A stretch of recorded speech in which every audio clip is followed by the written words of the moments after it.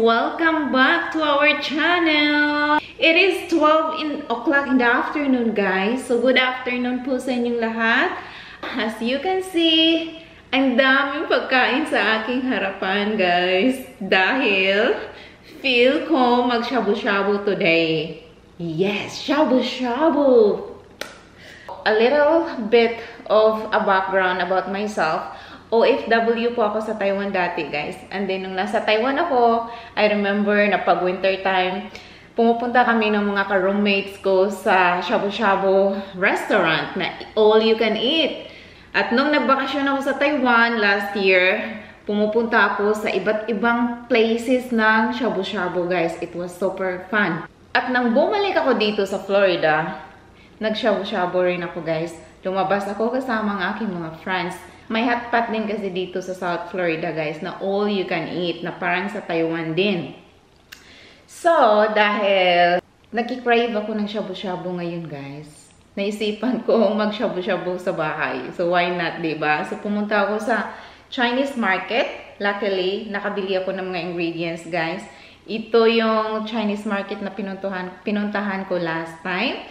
At, good news, meron na silang crabs, guys.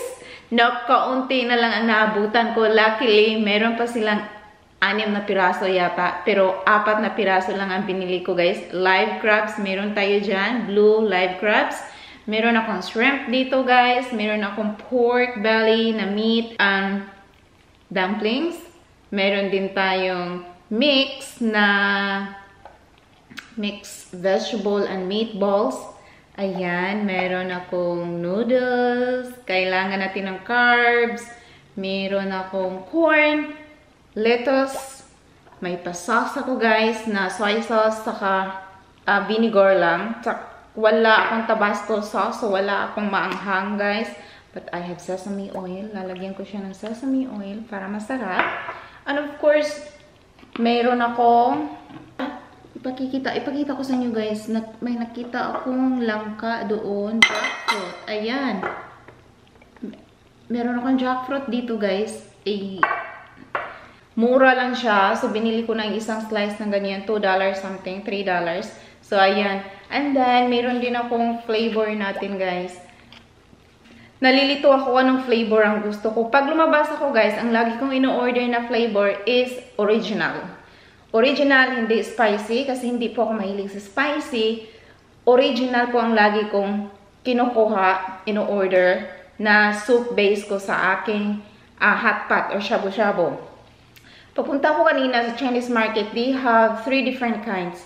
Meron silang laksa, meron silang satay, na ito. So, ayan, I go for this one, guys. I'm super excited. Masaya ako. And then, after this video, sasabihin ko sa inyo kung worth it ba ang mag-shabu-shabu sa bahay.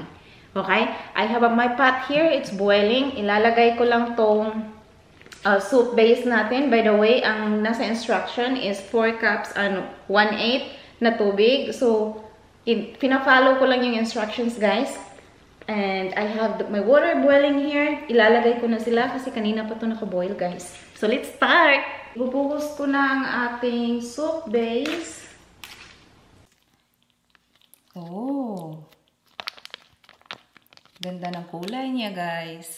I-stir lang natin, guys, para ma-dissolve yung seasoning natin. It looks so good and it smells so good. Ang bango niya, guys. I think we are now ready sa ating vegetables, guys. Unahin natin gusto ko unahin ang crabs, guys. Unahin natin si Mr. Crab. Yan. Natatanggal. Ano na sila, guys? Kimay na. Natatanggal yung mga paa niya. Ang tapang kasi ng mga crabs niya. Ayan siya, guys. So, ilalagay ko na siya dito sa soup. Bang! Okay. Guys, maglalagay na rin ako ng corn.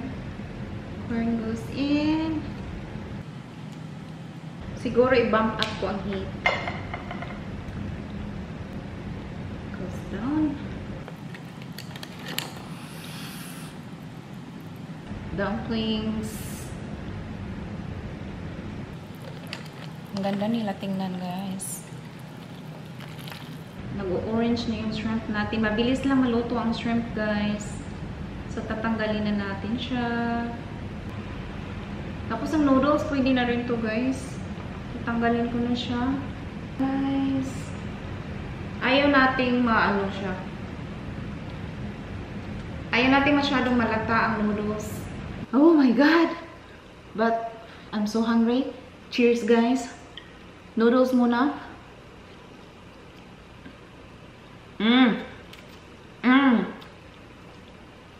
So good.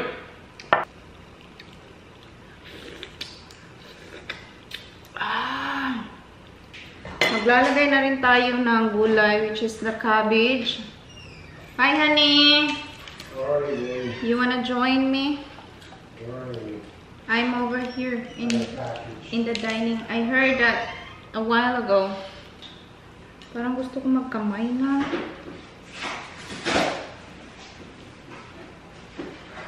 Ang gutom ako. Do you wanna see my food?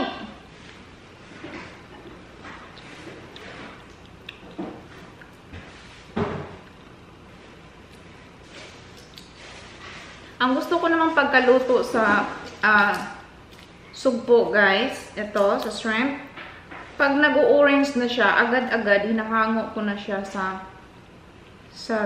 tubig. Kasi ayaw natin yung ma-overcook yung shrimp. Gusto ko yung crunchy-crunchy pa siya pag kinain ko. Pero luto naman, hindi yung hilaw.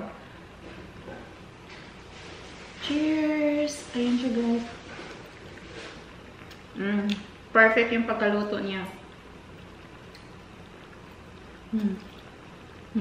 Super crunchy. Luto na yata ang dumplings.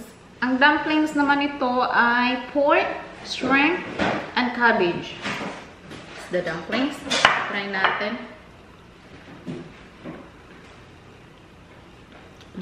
Luto ang siya. Wow. You gonna eat something, honey? Oh my God. Ayoko ma-overcook sila, guys. Pahinaan ko nga ang apoy.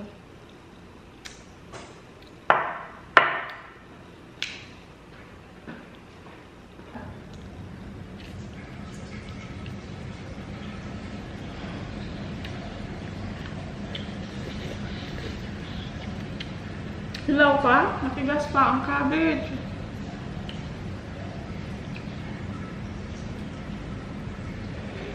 Ang init.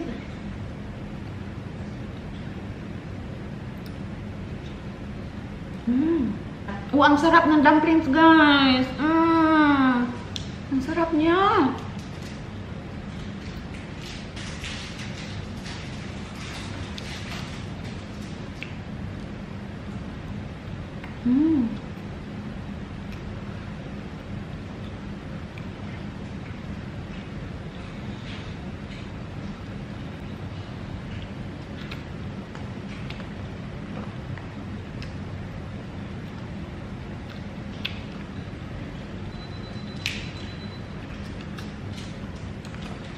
Parang luto na ang crabs.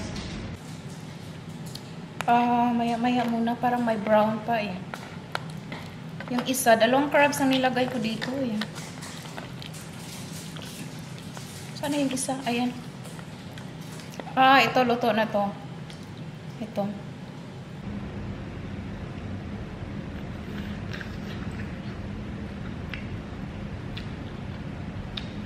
Ang sarap ng noodles na to, guys. Kimchi noodles.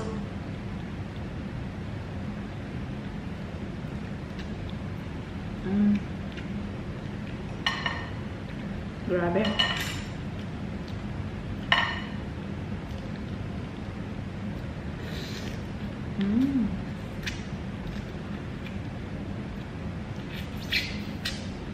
Lulutuin ko na ang lahat ng shrimp, guys. Kahit hindi ko sila maubos ngayon, maya-maya pwede ko pa silang kainin. At least luto na sila. Tapos masarap ang flavor. So it's good.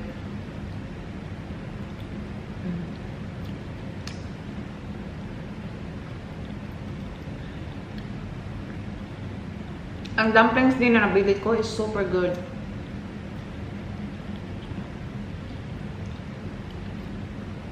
Nakalimutan ko kumuha ng tubig.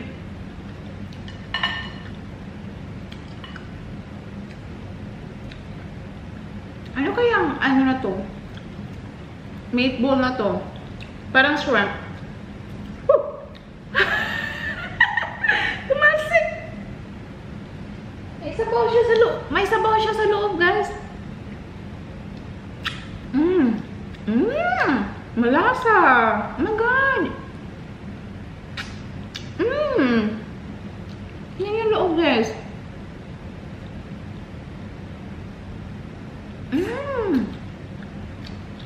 Parang Shaolong bao lang.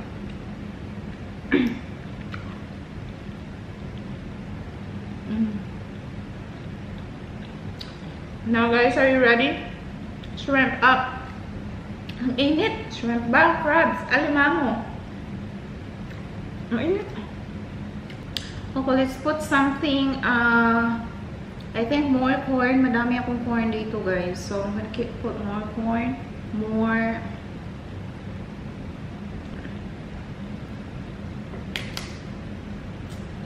Wala akong pambukas nito, guys. Yung paa niya. Ay, naku. Takot ako masira ang aking ngipin.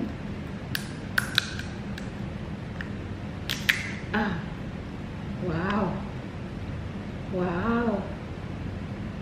Oh.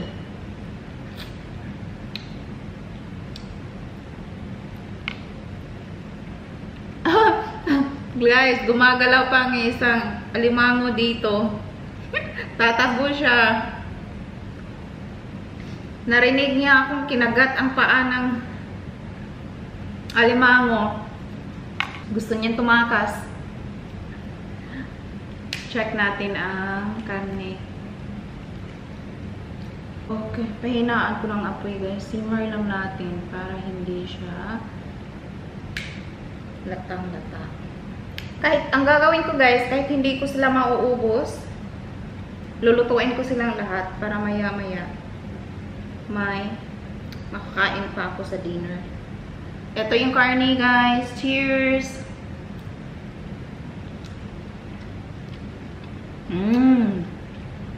Ano talaga nagpapalasa, guys? Yung seasonings natin, malasa talaga. Try niyo ang seasonings na to, guys. Ang flavor na to. Ayan, guys.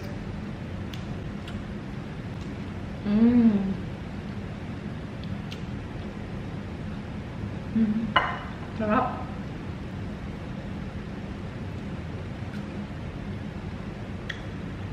Sana hindi ako nag-breakfast kanina, guys.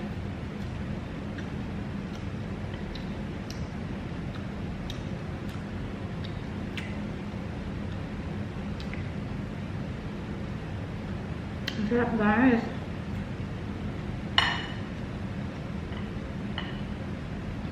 Buksan na natin ang crabs. Ayan, guys. Ooh! Ayan siya. Oh, wow. Oh, meron siyang itlog. Yung, ano ba, yellow sa loob. Itlog ba yun, guys? Ooh. Ready? Oh, wow. Grabe. Wow.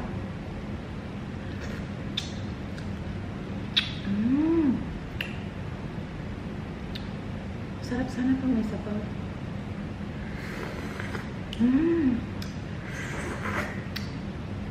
Sarap ng sabaw. Wala na ako mapaglagyan ng mga anak ko. Ayan.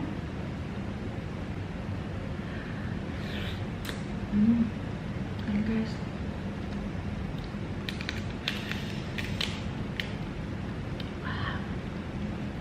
Wow. Ang laki ng laman.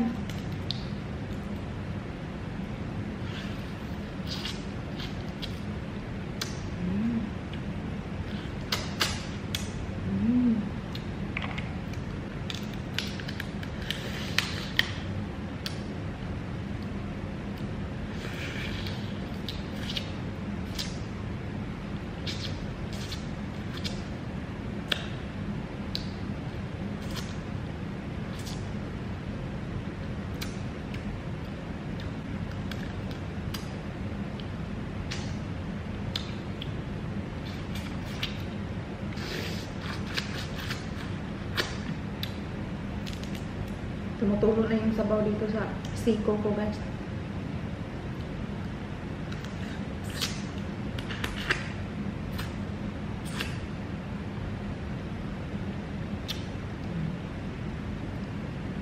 Kung papipiliin ako kung karne or seafood, seafood talagang pipiliin ko, guys. Mas seafood ako, guys. Kumakain ba kayo nito, guys? Nahulog. Kumakain ba kayo nito, guys? Itong itlog niya.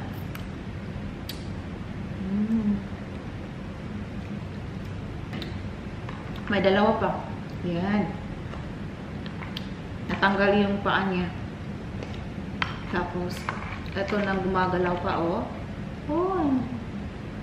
So, dito na sila. Okay.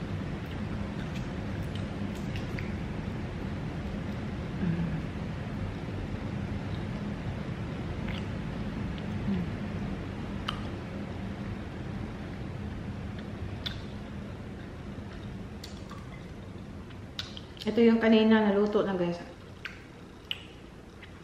Kimay na siya. Wala na, disabled na siya, guys. Wala na yung mga paa niya. Ayan! Tingnan nyo, guys! Crab number 2! Oh, wow! Yung taba, may taba-taba pa siya dyan sa loob, guys. Tapos may itlog. Hindi siya masyadong mataba. Konti lang yung taba niya. Kasi nangitlog nga. Kaya pala nung last time. Ano you guys think?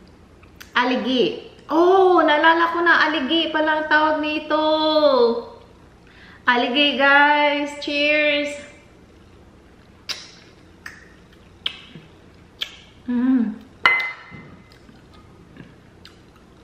Sarap. Sabaw.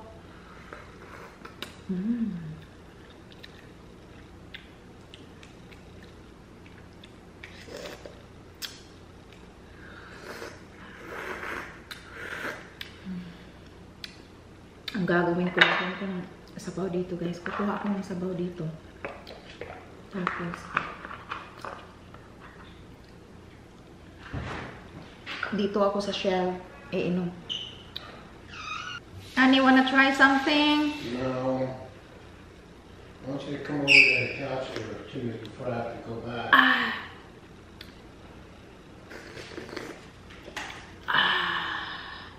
Sa restaurant kasi, ini-slice na nila to, guys. So, yung katawan niya hindi na buo.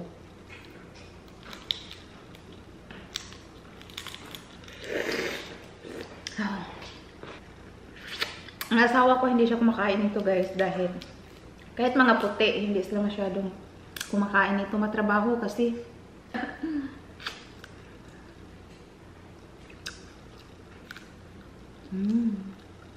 Sarap ng ano. Diba kayo nagugutom dyan, guys? Ito ang lamp niya, guys. Ala, tingnan nyo, guys. Ayan, sarap niya.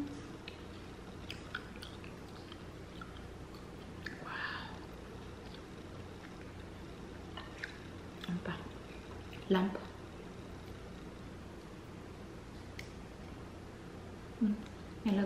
Nahulog yung aligi. Kagat niya.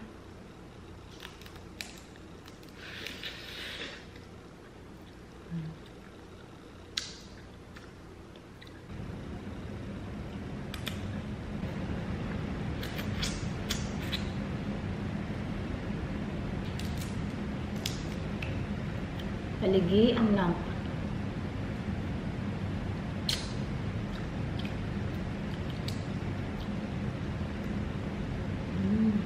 Ang laki ng lamp.